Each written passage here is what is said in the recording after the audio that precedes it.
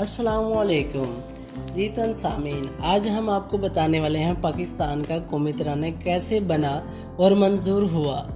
कौमी तराना किसी भी मुल्क की पहचान समझी जाती है। इसकी धुन मखसूस कौमी और बैनुल अक़वामी तकरीबात के शुरू में सुनाई जाती है। तालीमी इदारों में इसके बोल भी गाए जाते हैं। इसे हर मुल्क की कौमी अज़मत और अवामी उमंगों का तर्जुमान समझा जाता है, मगर हमेशा ऐसा नहीं होता। बहुत से ममालिक में इनकलाब आए, निज़ाम हुकूमत यकसर बदले और कौमी तराना भी तब्दील हो गया। ईरान में शाह ईरान की हुकूमत का तख्ता उल्टा तो 1990 में तराना नया लिखा गया। तुर्की में भी कमाल अतातुर्क ने खिलाफत ख़त्म की तो 1921 में आज़ादी के मार्च के हवाले से नया तराना वजूद में आया। हिंदुस्तान ने अपने तराने के लिए रविंद्रनाथ टैगोर की नज़म मुंतखब की, जिसे पहली दफ़ा 27 दिसंबर 1911 में इंडियन नेशनल कांग्रेस के अजलास के दौरान गाया गया था। मशरकी पाकिस्तान अलहदा हुआ तो बांग्लादेश की हुकूमत ने भी अपने कौमी तराने के लिए रविंद्रनाथ टैगोर का लिखा हुआ नगमा चुन लिया। इस लिहाज से इस बाकमाल शायर को ये मुनफरिद एजाज़ हासिल हुआ कि उसकी लिखी हुई दो नज़में दो मुल्कों का कौमी तराना बन गई। अमेरिका को आज़ादी 1776 में मिली, मगर कौमी तराने का इंतखाब 1814 में हुआ। फ्रांस का कौमी तराना 1792, जर्मनी का 1926 और सोवियत यूनियन का तराना 1944 में लिखा गया। दुनिया की तारीख का सबसे कदीम तरीन कौमी तराना बरतानिया का है। वो इस तराने को भी सरकारी हैसियत 1825 में मिली। इन मिसालों से जाहिर होता है कि बहुत से ममालिक ने बरसों बाद कौमी तराने के बारे में हतमी फैसला किया। पाकिस्तान के लिए काबीना ने पहली दफ़ा 27 फरवरी 1948 के अजलास में नई ममलकत के लिए एक कौमी तराने की ज़रूरत को महसूस किया।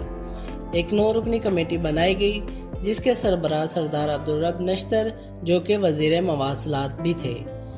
इसके अरकान में अब्दुल सत्तार पीरज़ादा और चौधरी नज़ीर अहमद रुकन आईन साज असम्बली के अलावा कई नामवर कलमकार भी शामिल थे। इन अरकान में से 2 नाम जनाब हफीज जलंधरी और ज़ेड बुखारी उर्दू ज़बान और जसीमुद्दीन बंगाली ज़बान के हवाले से मशहूर थे। यह कमेटी दिसंबर 1948 में कायम हुई। इसके कायम होने से पहले ही 5-5 हज़ार रुपए के 2 इनामात का ऐलान हो चुका था। एक इनाम तराने की धुन बनाने और दूसरा तराने के बोल लिखने के लिए मुख्तस था। इस ज़माने में ये खतीर रकम थी। तराने के हवाले से कमेटी के इजलास में बहुत सी तजावीज़ ज़ेर गौर आई। उनमें ज़ेड बुखारी की तजवीज़ काबिल ज़िक्र है। उनका ख्याल था कि सूरत फातिहा हमारे लिए बेहतरीन कौमी तराना साबित हो सकती है, लेकिन बुखारी साहब की तजवीज़ को कबूलियत नसीब ना हुई। शायद इसलिए कि आम तौर पर तराने की धुन बजाई जाती है और कुरान करीम की मुकद्दस आयात का मिलाप साजों के साथ मुनासिब नहीं समझा गया। एक और तजवीज़ कलाम इकबाल को तराने के तौर पर इस्तेमाल करने के बारे में थी, जिसे शर्फ कबूलियत हासिल ना हुआ। आम तौर पर किसी तराने के बोल पहले लिखे जाते हैं और उनके मुताबिक धुन तरतीब दी जाती है। पाकिस्तान के कौमी तराने के हवाले से मौसीकी की धुन पहले तरतीब दी गई। ये धुन जनाब अहमद जी छागला ने तख्लीक की और काबीना कमेटी ने मंजूर कर ली। वज़ीर आज़म लियाकत अली खान के दौरा अमेरिका के मौका पर इसी धुन को कौमी तराने के तौर पर बजाया गया।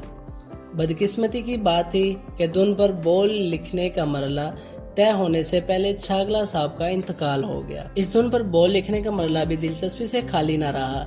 ज़ेड बुखारी न सिर्फ काबीना कमेटी के रुकन थे, बल्कि पाकिस्तान ब्रॉडकास्टिंग कॉरपोरेशन के सरबराह भी थे। ज़ेड बुखारी साहब इल्म तो रखते थे, मगर शायर ना थे। सूरत फातिहा को कौमी तराना बनाने के लिए उनकी तजवीज़ मंजूर ना हुई तो उन्होंने भी छागला साहब को धुन पर बोल लिखे। उनके अलावा हकीम अहमद शुजा ने भी तिब आजमाई की। जनाब हफीज जलंधरी भी इस कमेटी के रुकन थे। इन तीनों हजरात के लिखे हुए तराने कमेटी के ज़ेरे गौर आए। याद रहे कि कौमी तराने की धुन सरकारी तौर पर मंजूर हो चुकी थी। इस धुन में 3 मुख्तलिफ बंद थे, इसीलिए ज़ेड बुखारी, हकीम अहमद शुजा और हफीज जलंधरी ने तीनों बंद पर अलहदा बोल लिखे। आखिरकार हफीज जलंधरी के लिखे हुए गीत की मंजूरी दी गई और नया कौमी तराना पहली बार रेडियो पाकिस्तान पर 13 अगस्त 1954 को नशर किया गया। جسے حفیظ جلندری نے خود گایا تھا۔ باضابطہ منظوری کا اعلان وزارت اطلاعات و نشریات نے 16 اگست 1954 کو کیا تھا۔ اب اس دفعہ 68 سال بعد دوبارہ قومی ترانہ ریکارڈ کیا گیا، جس میں 155 گلوکاروں، 48 موسیقاروں اور 6 بینڈ ماسٹرز نے حصہ لیا۔ ایک جامع صنفی متوازن نقطہ نظر کو اپناتے ہوئے ترانے میں متنوع علاقائی، ثقافتی اور نسلی پس منظر، مختلف مذہبی عقائد اور موسیقی کے انواع سے تعلق رکھنے والے گلوکار شامل ہیں۔ تینوں مسلح افواج کے براس بینڈز نے بھی قومی کوشش میں حصہ لیا۔ دوبارہ ریکارڈ شدہ ترانہ گانے والے کچھ نامور گلوکاروں میں عبداللہ قریشی، بلال سعید، فخر محمود، میرا جاوید، تاج مستانی اور عمیر جسوال شامل ہیں۔